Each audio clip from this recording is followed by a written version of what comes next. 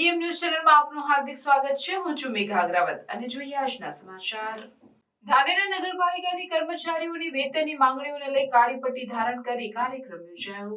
ગુજરાતની 157 જેટલી નગરપાલિકાના કર્મચારી દ્વારા એક સપ્તાહ સુધી કાર્યક્રમ આપવામાં આવશે। ધાનેરાના નગરપાલિકાના કર્મચારીઓ દ્વારા કાળી પટ્ટી ધારણ કરી વિરોધ કરવામાં આવ્યો હતો અને આગામી એક સપ્તાહ સુધી અલગ અલગ કાર્યક્રમ આપવામાં આવશે। કર્મચારીઓના વેતનને લઈ અલગ અલગ મુદ્દાઓને લઈને કાર્યક્રમ યોજવામાં આવશે। ગુજરાત રાજ્યની 157 જે નગરપાલિકા છે એ નગરપાલિકાના કર્મચારીઓની અલગ અલગ પ્રકારની જે એમની વેતનને લઈને માગણીઓ છે એ માગણીઓ માટે સરકારશ્રીમાં અનેકવાર રજૂઆતો કરી છે। રજૂઆતો કરવા છતાં પણ આજ દિન સુધી એનો કોઈ ઉકેલ આવેલ નથી।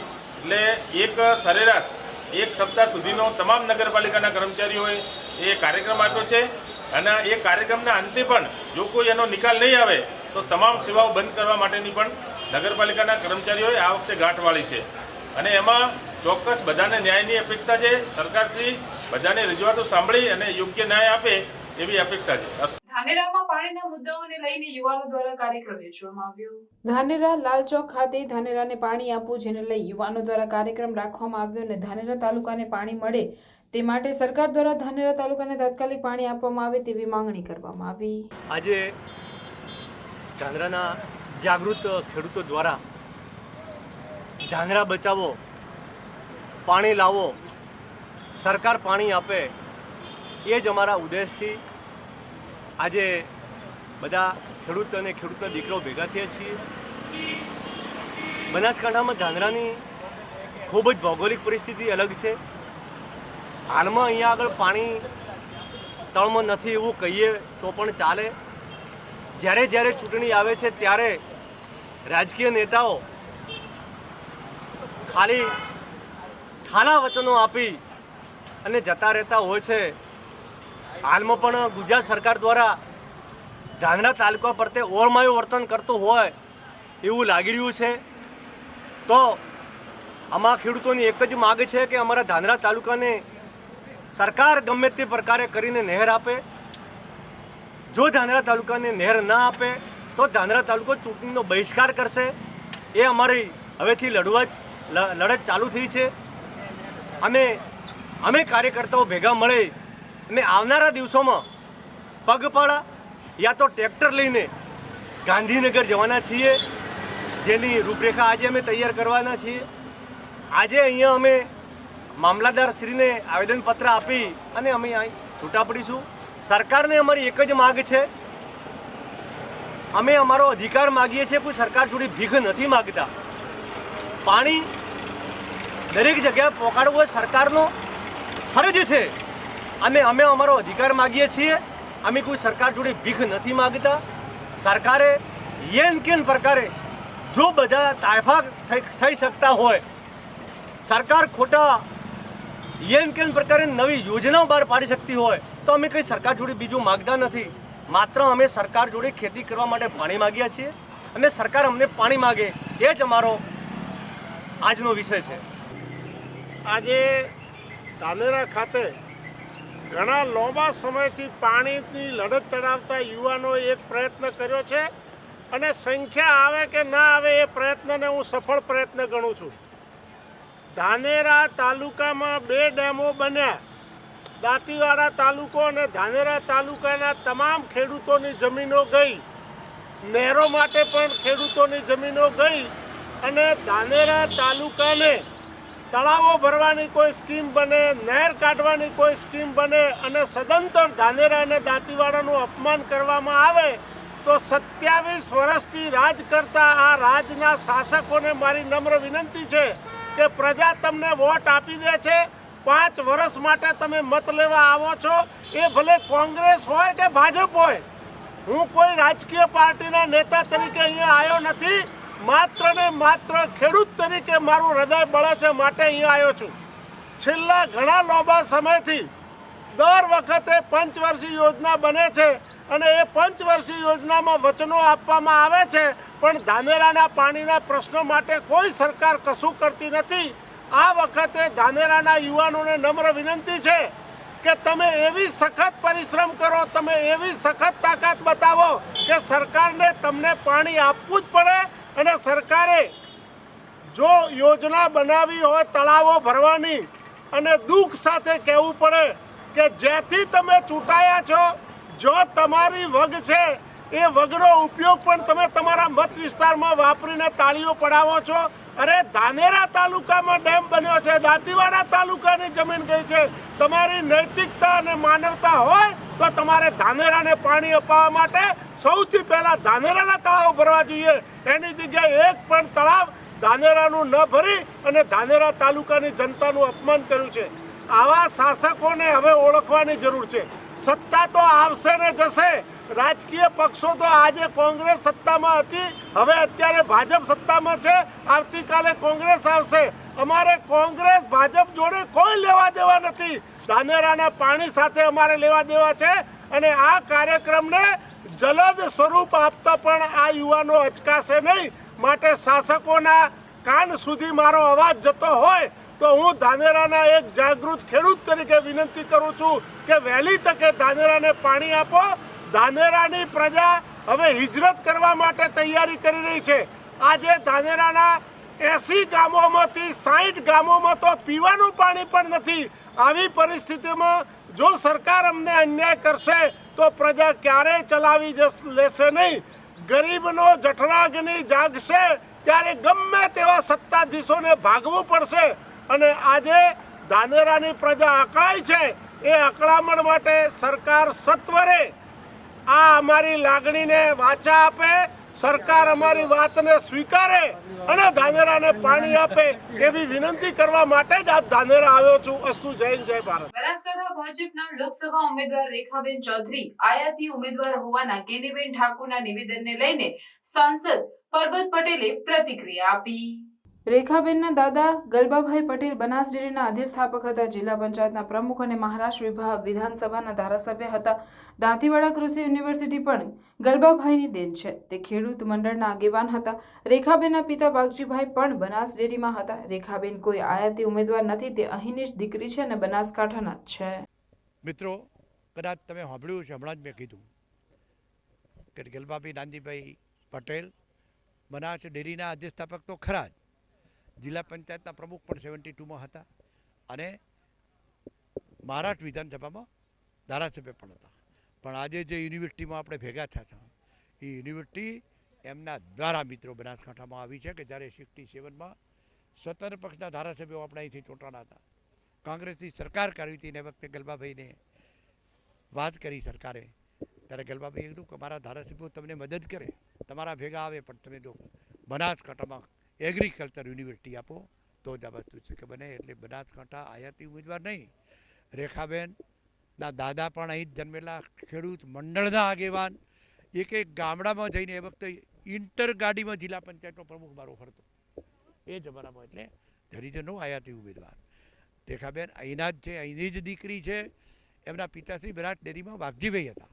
એટલે આયાતી નથી, બનાસકાંઠાના જ ઉમેદવાર છે. આભાર.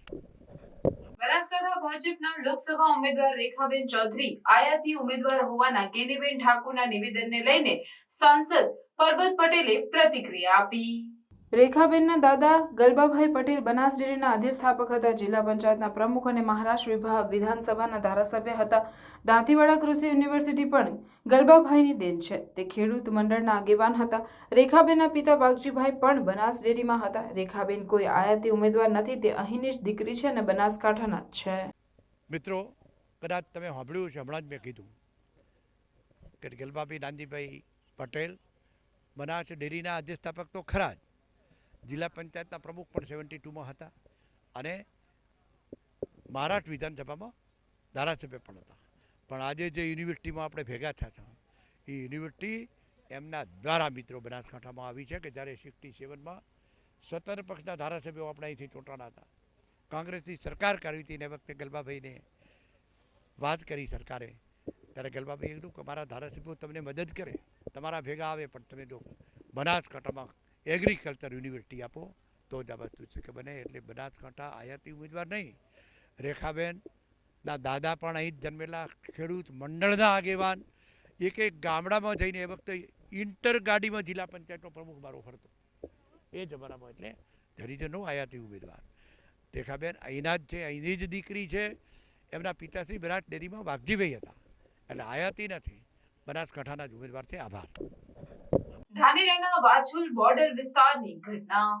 ખેડૂત પરિવારના ઘર ઉપરથી પસાર થતી હેવી વીજ લાઇનનો તાર તૂટતા અફરાતફરી મચી. ખેડૂત મહુવાભાઈ પટેલના ઘર ઉપરથી પસાર થતી લાઇનનો જીવંત વીજ વાયર તૂટ્યો. અવારનવાર વાછોલ સરપંચ દ્વારા પણ રજૂઆત કરવા છતાં વીજ વાયર ના બદલાતા મોટો અકસ્માત સર્જાતા બચ્યો. ચાલુ વીજ વાયર નીચે પટકાતા પરિવારે વિદ્યુત બોર્ડને જાણ કરી વીજ પુરવઠો બંધ કરાયો. તાત્કાલિક ધોરણે વીજ ભાર બદલે વીજ પુરવઠો પૂર્વવત કરવા માંગ કરાઈ. ડીસામાં બાળકોને ઇમરજન્સીના સમયમાં પરિસ્થિતિને પહોંચી વળવા માટેની તાલીમ આપવામાં આવી હતી, જેમાં આગ લાગવાના સમયે કઈ રીતે તેના પર કાબુ મેળવવો તે અંગે બાળકોને માર્ગદર્શન આપ્યું હતું. ઉનાળાની શરૂઆત સાથે જ આગની ઘટનાઓમાં પણ વધારો થતો હોય છે અને ઘણી વખત આગ લાગતા લોકોને ઈજા પહોંચતી હોય છે અને જાનમાલને પણ મોટું નુકસાન થતું હોય છે. ત્યારે આકસ્મિક રીતે બનતી આવી ઘટનાઓમાં તાત્કાલિક ધોરણે શું કરવું જોઈએ તે માટે ડીસાની જમનાબેન પ્રાથમિક શાળાના બાળકોને ફાયર ફાઇટરની ટીમે માર્ગદર્શન આપ્યું. આ અંગે ફાયરમેન ધનજી પરમાર અને ભરતભાઈ પરમારે બાળકોને માર્ગદર્શન આપતા જણાવ્યું હતું કે ઘરમાં સામાન્ય રીતે ગેસ લીકેજથી અથવા શોર્ટ સર્કિટના કારણે આગ લાગતી હોય છે. ત્યારે આવા સમયે જો ગેસ લીકેજથી આગ લાગી હોય તો તાત્કાલિક ઘરની બહાર આવેલ અથવા સોસાયટીની બહાર આવેલ વાલ્વ તાત્કાલિક બંધ કરી દઈ હેલ્પલાઇન નંબર પર ફોન કરી મદદ મેળવવી જોઈએ. આ સિવાય જો શોર્ટ સર્કિટના કારણે આગ લાગી હોય તો તમામ લોકો એક પછી એક બહાર નીકળી જઈ સ્થાનિક પોલીસ કે નગરપાલિકાનો સંપર્ક કરી મદદ મેળવવી જોઈએ. અંદર આગ લાગી જાય તો ઘરની બહાર નીકળો એટલે એનો વાલ આવે એ વાલ બંધ કરવાનો ને એ વાલ બંધ ના કરી શકીએ આપણે તો પછી કોઈ પણ મોટો વ્યક્તિ હોય આપણે તો એમને વાત કરવાની.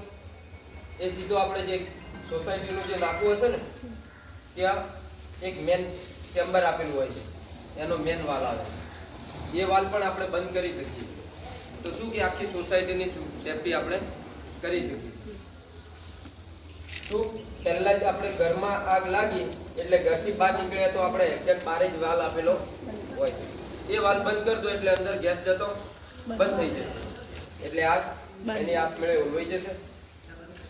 એવી જ રીતે આ ગેસની આ વાત કરીએ આપણે કે ગેસમાં આગ લાગે તો આપણે પહેલા જ સ્ટેપ બાય સ્ટેપ ઘરની બહાર નીકળીએ. એના પછી ત્યાં ના બંધ કરી શકીએ તો સીધા આપણે સોસાયટીની મેન ગેટ ઉપર જઈએ તો ત્યાં પણ એનું ચેમ્બર આવે છે અને જે ચેમ્બર મારેલું હોય તે હેલ્પલાઇન નંબર પણ લખેલો હોય છે.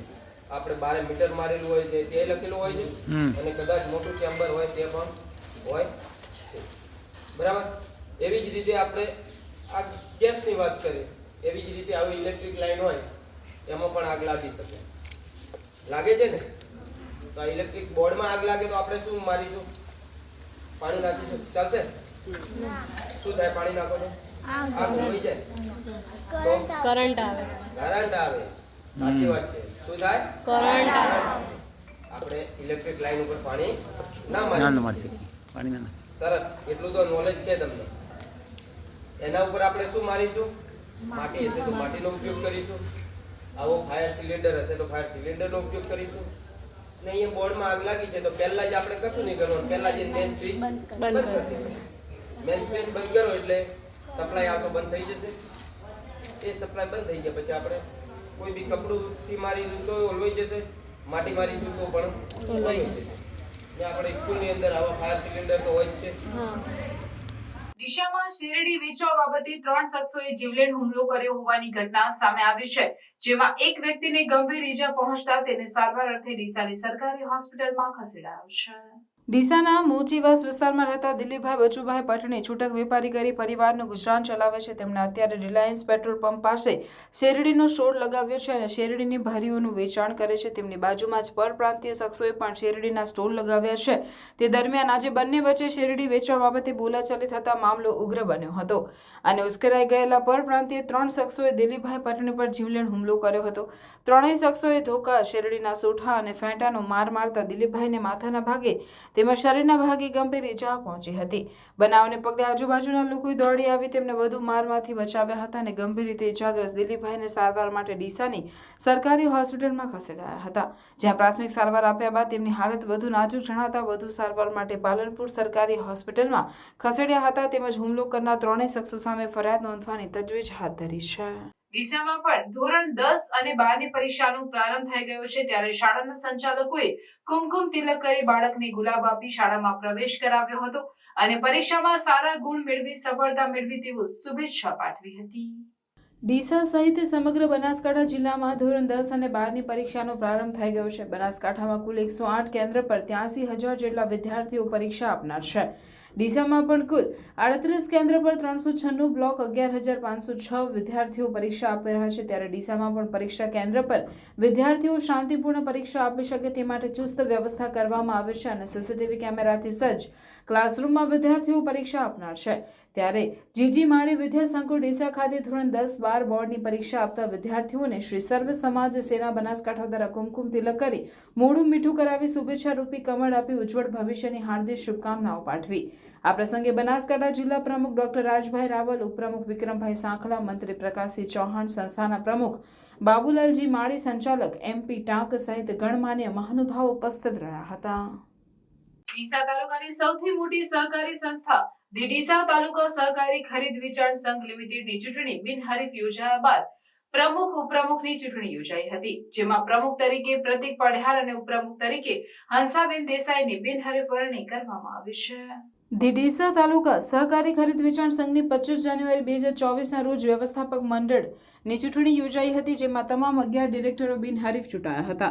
ત્યારબાદ ડીસા તાલુકા સંઘના પ્રથમ 2.5 વર્ષના વ્યવસ્થાપક બોર્ડના પ્રમુખ ઉપપ્રમુખ તરીકેની ચૂંટણી અધિકારી અને ડીસાના નાયબ કલેક્ટર નેહાબેન પંચાલની ઉપસ્થિતિમાં યોજાઈ હતી. જિલ્લા ભાજપ ઉપાધ્યક્ષ પ્રવીણસિંહ રાણા મેન્ડેટ લઈને આવતા પક્ષ દ્વારા પ્રમુખ તરીકે પ્રતિક ત્રિભુવનદાસ પઢિયાર અને ઉપપ્રમુખ તરીકે હંસાબેન દશરથભાઈ દેસાઈની નામનો મેન્ડેટ આપવામાં આવ્યો હતો, જેથી પ્રતિક પઢિયારે પોતાના ઉમેદવારી ફોર્મ રજૂ કરતા ઉકાજી ઠાકોરે દરખાસ્ત કરી હતી, તેમજ પચાણભાઈ પરમારે ટેકો આપ્યો હતો.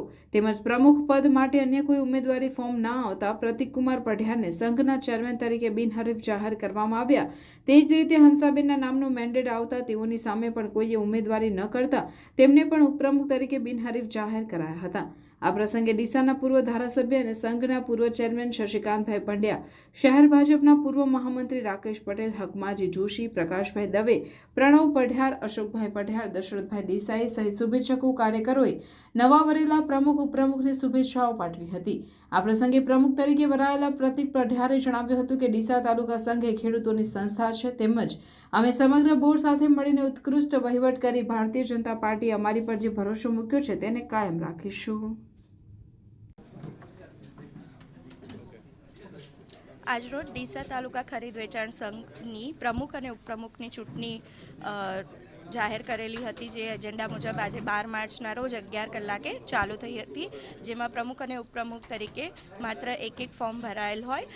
પ્રમુખ તરીકે પ્રતિક પઢિયાર અને ઉપપ્રમુખ તરીકે હંસાબેનની બિનહરીફ તરીકે ચૂંટાયેલા જાહેર કરવામાં આવેલા હતા. આજે મારી ડીસા તાલુકા સંઘના અંદર ચેરમેન તરીકે વરણી કરવામાં આવી છે.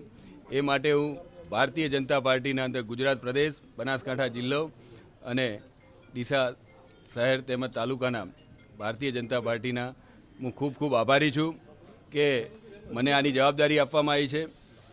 આ તો એક જવાબદારીના ભાગરૂપે છું, પણ અમારા 10 લોકો અમે ચેરમેન છીએ, એવો અમે વહીવટ કરીશું.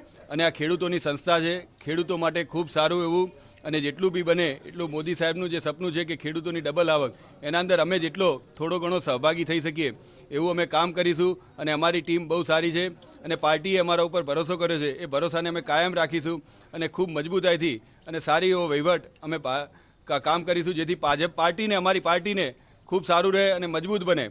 એ માટે અસ્તુ ભારત માતા કી જય.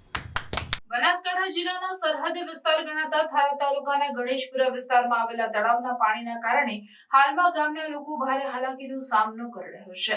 તળાવના પાણીના કારણે આજુબાજુના વિસ્તારોમાં પાણીના તળ ઊંચા રહેતા અનેક ગામોમાં ભારે હાલાકી ભોગવવી પડે છે, જેના કારણે તળાવના પાણીના નિકાલ માટે ગામ લોકોએ મુખ્યમંત્રીને પત્ર લખ્યો છે.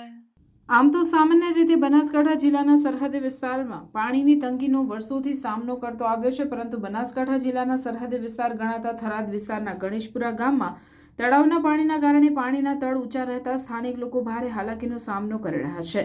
થરાદ તાલુકાના ગણેશપુરા ગામમાં આવેલ તળાવમાં 12 માસ પાણી ભરાયેલું રહે છે, જેના કારણે તળાવની બાજુમાં આવેલ અનેક વિસ્તારોમાં પાણીના તળો ઊંચા રહે છે, જેના કારણે આજુબાજુના વિસ્તારોમાં કોઈ પણ ખોદકામ કરતી વખતે તરત જ પાણી ઊંચું આવી જાય છે, જેના કારણે આજુબાજુના લોકો કોઈ પણ પ્રકારનું કામકાજ પણ કરી શકતા નથી. તો બીજી તરફ તળાવની અડીને આવેલ શાળા આવેલી છે અને શાળામાં અભ્યાસ કરતા આવતા બાળકોના વાલીઓ પણ 12 માસ ભરાઈ રહેલા તળાવના કારણે ભયનો માહોલમાં બાળકોને અભ્યાસ અર્થે મોકલી રહ્યા છે.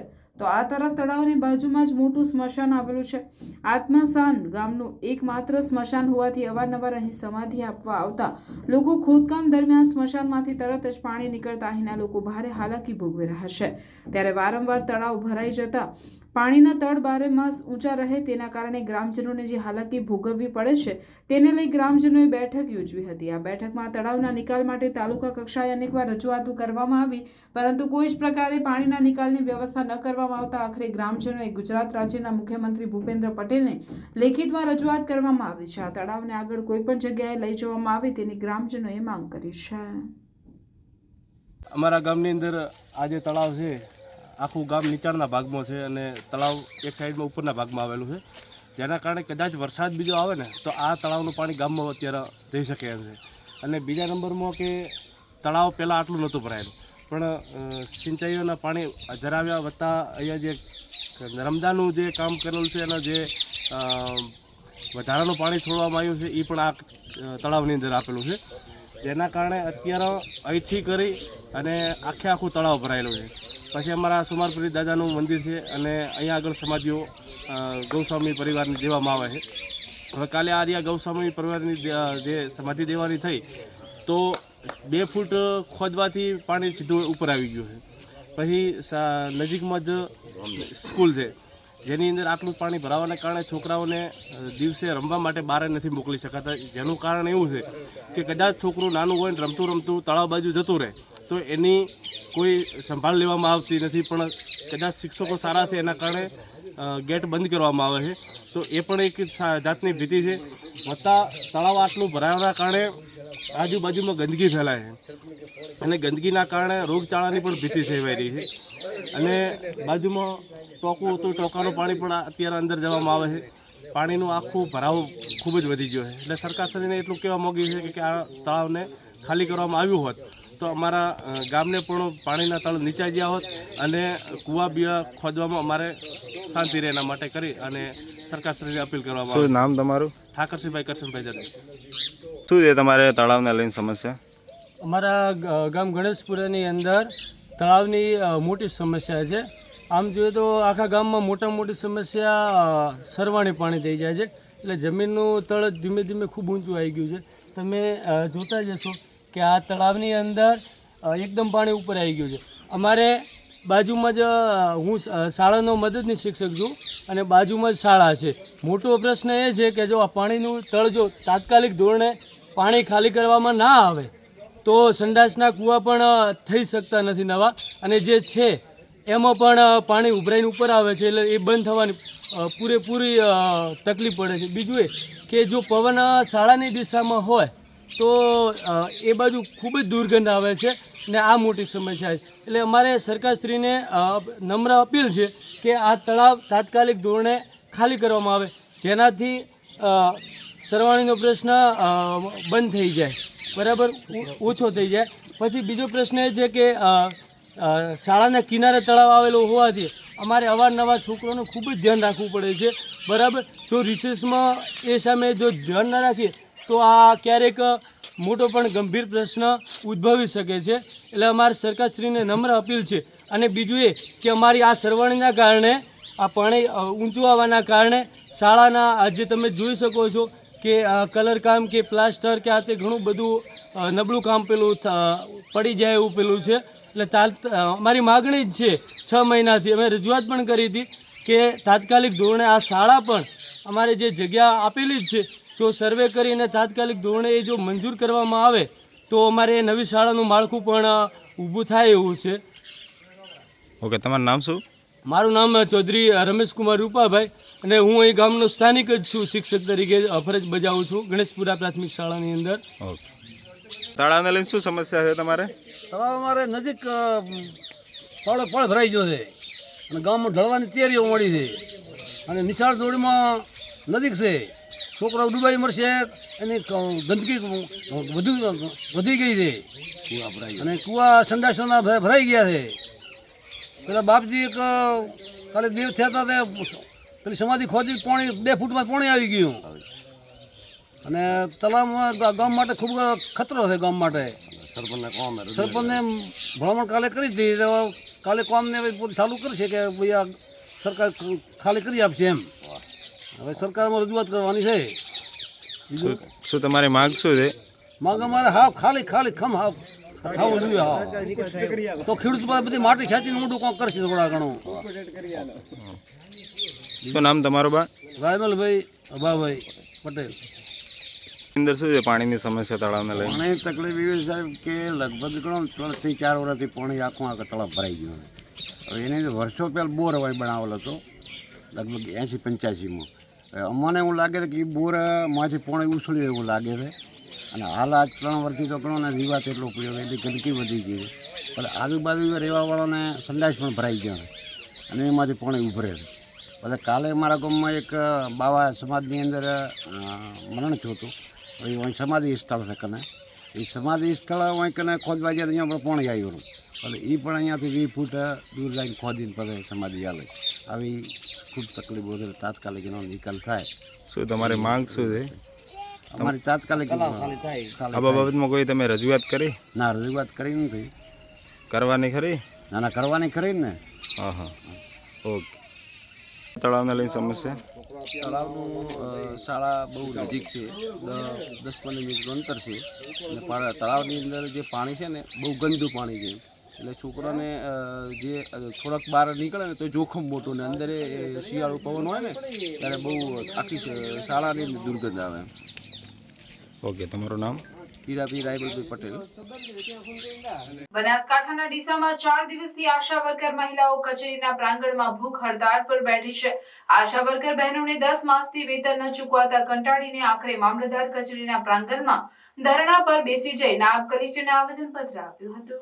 ડીસામાં આશા વર્કર બહેનોને છેલ્લા 10 માસથી સરકાર દ્વારા 50% ટોપઅપ અને 2500 માસિક વેતન ચૂકવવામાં આવ્યું નથી, જેના માટે મહિલાઓએ વારંવાર આંદોલન કર્યા છે અને છેલ્લા 10 દિવસથી જિલ્લા પંચાયત કચેરી આગળ ભૂખ હડતાળ પર બેસી જતા બનાસકાંઠા જિલ્લાના લગભગ તમામ તાલુકાઓમાં વેતન ચૂકવાઈ ગયું છે, પરંતુ ડીસા તાલુકાની આશા વર્કર બહેનોને પગાર હજુ પણ ચૂકવાયો નથી. ગામડે ગામડે ફરી આરોગ્યની સેવાઓ ઘર ઘર પહોંચાડતી મહિલાઓને સમયસર પગાર ન મળતા તેમની હાલત કફોડી બની રહી છે. ત્યારે ડીસા તાલુકાની તમામ આશા વર્કર મહિલાઓએ મામલતદાર કચેરીના પાર્કિંગ શેડમાં છેલ્લા 4 દિવસથી ધરણા પર બેઠી છે.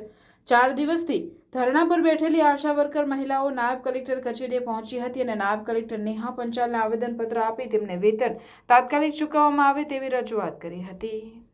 પાલનપુરના ખેમાણા ન્યૂ પાલનપુર સ્ટેશને ડીએફસીના મુખ્ય વિભાગોનું વર્ચ્યુઅલ લોકાર્પણ કરાયું. ભારતીય રેલવેને આધુનિક અને સુવિધા વ્યવસ્થાથી સુદૃઢ બનાવી રેલવે યાત્રાને સલામત અને સુરક્ષિત કરવાના ઉદ્દેશ સાથે વડાપ્રધાન નરેન્દ્રભાઈ મોદીની અધ્યક્ષતામાં વર્ચ્યુઅલ માધ્યમથી 85,000 કરોડથી વધારેના રેલ પ્રોજેક્ટના શિલાન્યાસ અને 10 વંદે ભારત એક્સપ્રેસ ટ્રેનો સહિત અન્ય રેલ સેવાઓના શુભારંભ કાર્યક્રમને ખેમાણાના ન્યૂ પાલનપુર સ્ટેશને ડીએફસીના મુખ્ય વિભાગોનું વર્ચ્યુઅલ લોકાર્પણ કરાયું. સાથે વડાપ્રધાનના પ્રેરણાદાયી સંબોધનમાંથી માર્ગદર્શન પ્રાપ્ત કર્યું હતું. બનાસકાંઠાના મુખ્ય મથક પાલનપુર નજીક ખેમાણા ગામે ન્યૂ પાલનપુર સ્ટેશન ઉપર માલવાહક ટ્રેનોની અવરજવર અને સ્ટોપેજ માટે વિશેષ સુવિધાવાળું સંપૂર્ણ ડિજિટલ સ્ટેશન બનાવવામાં આવ્યું. આજે વર્ચ્યુઅલ લોકાર્પણ બાદ માલવાહક ગાડીઓ પોતાના સ્થળે સમયસર પહોંચે તે માટે 3જી લાઇનનો ઉપયોગ કરશે અને 100 કિલોમીટરની ઝડપે ટ્રેન દોડવા લાગશે. આ કાર્યક્રમમાં ખેમાણીના CLL દોશી શાળાની બાળાએ સુંદર ગરબા અને સ્વાગત નૃત્ય કરી શ્રોતાઓને મંત્રમુગ્ધ કરી દીધા. જ્યારે શાળાના બાળકો દ્વારા રેલવે અકસ્માતથી બચવા જાગૃતિ લાવવા સુંદર નાટક યોજવામાં આવ્યું. સાથે સાથે રેલ મંત્રાલય દ્વારા યોજાયેલ નિબંધ સ્પર્ધામાં 1 થી 5 ક્રમે આવેલા બાળકોને ઇનામ વિતરણ કરવામાં આવ્યું હતું. विधायक पालनपुर श्री अनिकेत भाई ठाकर, माननीय जिलाधिकारी श्री वरुण कुमार, माननीय पूर्व विधायक पालनपुर श्रीमती रेखाबेन, माननीय भाजपा अध्यक्ष श्री द्रौपद भाई बारोट, माननीय नगरपालिका अध्यक्ष श्री चिमनलाल सोलंकी, माननीय भाजपा सचिव बनासकांठा श्रीमती उषाबेन जोशी, माननीय भाजपा सचिव बनासकांठा श्री जयेश भाई पटेल, माननीय भाजपा जनरल सचिव पालनपुर श्री अतुल भाई जोशी, माननीय भाजपा जनरल सचिव सिटी श्री प्रशांत भाई गोहिल, माननीय नगरपालिका उपाध्यक्ष पालनपुर श्री नागजी भाई देसाई, विशेष आमंत्रित जिला कार्यकारी श्री मनोज भाई रावल और हमारे पद्मश्री आदरणीय श्री आप सभी का हमने यहाँ पर बुलाया, आप आए और हमें अपना कीमती समय दिया। इस कीमती समय देने के लिए हम आप सभी का बहुत बहुत धन्यवाद करते हैं और आप सभी से अपेक्षा रखते हैं कि इसी प्रकार आप आकर हमारे कार्यक्रम में हमारा हौसला बढ़ाते रहेंगे और हम लोग अपने देश के लिए और अपने जिला के लिए रेलवे की तरफ से जो अच्छा कार्य कर सकें उसका हम आपसे वायदा करते हैं। धन्यवाद। મિત્રો, આપણું પાલનપુર અહીંનું હોય જતું રેલવેની શું પોઝિશન હતી, પણ દેશના યશસ્વી પ્રધાનમંત્રી આદરણીય નરેન્દ્રભાઈ મોદીએ જ્યારથી દેશનું સુકાન હાથમાં લીધું, આમ તો ગુજરાતના મુખ્યમંત્રી જ્યારથી બન્યા ત્યારથી ગુજરાતનો તમામ ક્ષેત્રમાં જે વિકાસ થયો, ગુજરાતનો વિકાસ જોઈને દેશની પ્રજાએ અમને પ્રધાનમંત્રી બનાયા। એક વ્યક્તિના નામે સમગ્ર દેશની પ્રજાએ ભારતીય જનતા પાર્ટીને શાસન આપ્યું। 14માં પણ આપ્યું, 19માં પણ આપ્યું। આપણા પાલનપુરના રેલવે સ્ટેશનનો કાયાકલ્પ કરવા માટે મિત્રો વચ્ચે જે બ્રિજ ઉપર ચડવા માટેના 2 એક્સિલેટર, સરપતી સીડીઓ આપી, લિફ્ટ આપી, નવું ફરી મંજૂર કરીને 12 મીટરનો ઓવરબ્રિજને ત્યાં પણ નવી સીડી આપવાની વાત આજે અહીં ખાતે મિત્રો ન્યૂ પાલનપુર આખી આપણી બધી જ ટ્રેનોનું રોકાણ અહીં થાય, ગોડાઉનો અહીં થાય, એનું માલવાહક વાહનો અહીં ઊભા રહે। હમણાં જ મિત્રો આપણે જોયું થોડા દિવસ પહેલા કે સમગ્ર દેશમાં 2100 કરોડ કરતા 21,000 કરોડ કરતા અરે 2100 કરતા પણ વધારે પ્રોજેક્ટ, જેમાં નવા રેલવે સ્ટેશન, જેના સુધારા રિનોવેશન 500 અને 2100 થી વધારે, 2100 થી 2185 થી પણ વધારે આરઓબી નું લોકાર્પણ દેશના પ્રધાનમંત્રીશ્રીએ કર્યું। મિત્રો, એ દિવસે આપણે કરજોડા પણ કાર્યક્રમ હતો, મધાદર પણ આરઓબીનો કાર્યક્રમ હતો, ગોઠાનો આરઓબી, ભીલડીનું નવું રેલવે સ્ટેશન અત્યાધુનિક સગવડતા સાથે, જાડી, રામજાણ 8 કાર્યક્રમ એ દિવસે બનાસકાંઠામાં હતા। સમગ્ર દેશમાં પહેલી વખત આવું બન્યું હોય કે એક જ દિવસે એક જ હંગાથે આટલા કાર્યક્રમો મિત્રો કરવામાં આવતા હોય। અને આજે પણ મુખ્યમંત્રી શ્રી જ્યારે અમદાવાદની ધરા ઉપર પૂજ્ય મહાત્મા ગાંધીના આશ્રમના કામ માટે, એના ખાતમુહૂર્ત માટે અનેક પ્રકારના પ્રકલ્પો એ ભૂમિ ઉપર કરવા માટે આવી રહ્યા છે, ત્યારે એના ભાગરૂપે રેલવેનું કામ પણ આજે મિત્રો સાબરમતીથી જે વર્ચ્યુઅલી આપણા વચ્ચે આવીને આ કામ કરશે। સમગ્ર દેશમાં ઘણા બધા કામો છે, 85 કરોડ કરતાં પણ વધારે રકમના કામો। ક્યાંય નવી વંદે ભારત 10 વંદે ભારત ટ્રેન આજે ચાલુ કરવાની છે, 10 વંદે ભારત। આપણા બધાના માટે મહેશભાઈ આવો, પધારો, આપનું સ્વાગત છે। કાલે અમે નતા પણ પાર્ટીમાં આપનું સ્વાગત છે। આઈએ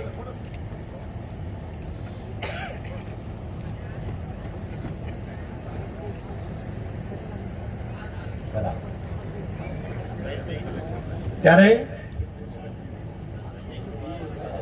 મહેશભાઈના પિતાશ્રીને હું બંને ધારાસભ્યો ભેગા હતા, એ પણ ભાજપમાં ચૂંટણા હતા, પછી રાજપામાં જવાનું છું, પણ ચૂંટણા હતા તમે તો બધાએ ચૂંટીને મૂક્યા હતા ભાજપમાં જ, અમે બંને ભેગા હતા 95 થી 98 વખતે।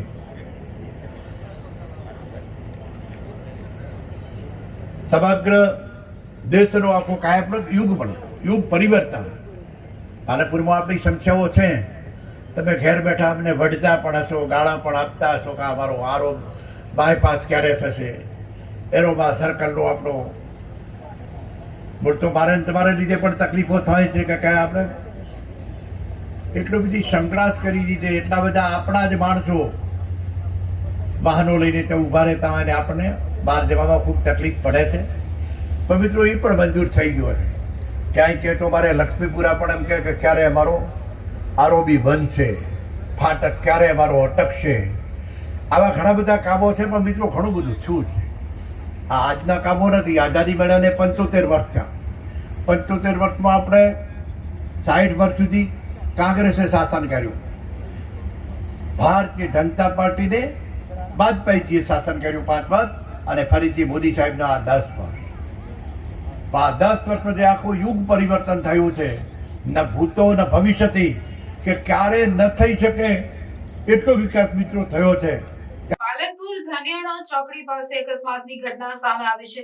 રાત્રે નશામાં ધૂત ઇકો ચાલકે રિક્ષા અને રાહદારીઓને અડફેટે લેતા 6 જેટલા લોકોની ઈજાઓ પહોંચી હતી. સ્થાનિકો દ્વારા ઈજાગ્રસ્તોને હોસ્પિટલમાં સારવાર માટે ખસેડાયા હતા. નશામાં ધૂત ઇકો ચાલક સામે પૂર્વ પોલીસ મથકે ફરિયાદ નોંધાવવામાં આવી હતી. પાલનપુરના માલણ દરવાજાથી ધાનિયાણ માર્ગ પર નશામાં ધૂત ઇકો ચાલકે અકસ્માત સર્જ્યો. પાલનપુરમાં નશામાં ધૂત ઇકો ચાલકે 6 થી 7 જેટલા લોકોને અડફેટે લીધા. રાહદારી અને રિક્ષામાં બેઠેલ 4 વ્યક્તિઓને ટક્કર વાગતા ઈજાઓ પહોંચી. રિક્ષામાં સવાર લોકો લગ્નમાંથી પરત ફરી રહ્યા હતા.